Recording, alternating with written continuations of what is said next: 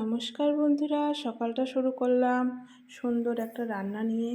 এই দেখো, মানে কড়াতে তেল দিয়ে তারপরে মাছের মাথাগুলোকে ভালো করে নুন হলুদ মাখায়া তারপরে ওটাকে কড়াইতে দিয়ে সুন্দর করে ভাজা ভাজা করলাম। কী রান্না করছি সেটাই তোমাদের তো বললাম না। রান্না করতেছি হচ্ছে লাউয়ের ঘন্ট। আমার বরের ইচ্ছা করছে হলো লাউয়ের ঘন্ট খাবে মাছের মাথা দিয়া। তারপরে এই যে মাছগুলোকে সুন্দর করে ভাজা নিলাম, তারপরে দিলাম কড়াতে তেজপাতা জিরে। তো এগুলোকে ভালো করে নাড়াচাড়া করে অল্প দিলাম ডালের বড়ি। ডালের বড়ি দিলে লাউ ঘন্টটা একটু সুন্দর টেস্ট হয়। তারপরে ডালের বড়ি দিয়ে নাড়াচাড়া করে তারপরে ওগুলার মধ্যে দিয়ে দিলাম হলো লাউ। তো লাউগুলোকে সুন্দর করে নাড়াচাড়া করলাম।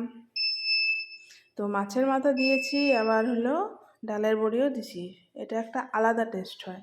তারপরে দিলাম নুন হলুদ, তারপরে দিলাম কাঁচা লঙ্কা, তারপরে দিলাম অল্প চিনি। চিনি দিলে একটু আলাদাই টেস্ট আসে। তারপরে সুন্দর করে মাছের মাথাগুলো দিয়ে সুন্দর করে একটু নেড়ে চেড়ে নিলাম। তো আমি এরকম করেই লাউ ঘন্ট রান্না করি, তোমরা কীরকম করে রান্না করো একটু কমেন্ট করো। তো লাউ ঘন্টটা কিন্তু সেই টেস্টি হয়েছিল। এখন মাছের মাথাগুলো দিলাম, এখন একটু ঢেকে দিব, কারণ তাহলে মাছের মাথাগুলো সেদ্ধ হয়ে যাবে। এই তো ঢেকে দিলাম। এদিকে মাছের মাথা দিয়ে লাউ ঘন্টটা হচ্ছে। এখন ফিনিশিংয়ে দিব হলো ধনের পাতা। ধনে পাতা দিয়ে নামিয়ে ফেলবো। তো এই যে ধনে পাতাটা সুন্দর করে কেটে নিলাম, এখন ধনের পাতাটা দিয়ে দিব। এখন দেখো এখানে ধনে পাতাটা দিয়ে দিলাম।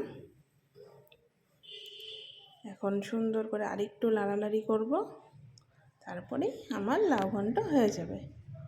তো কেমন লাগলো আমার এই রেসিপিটা বন্ধুরা, তোমরা সবাই জানাও।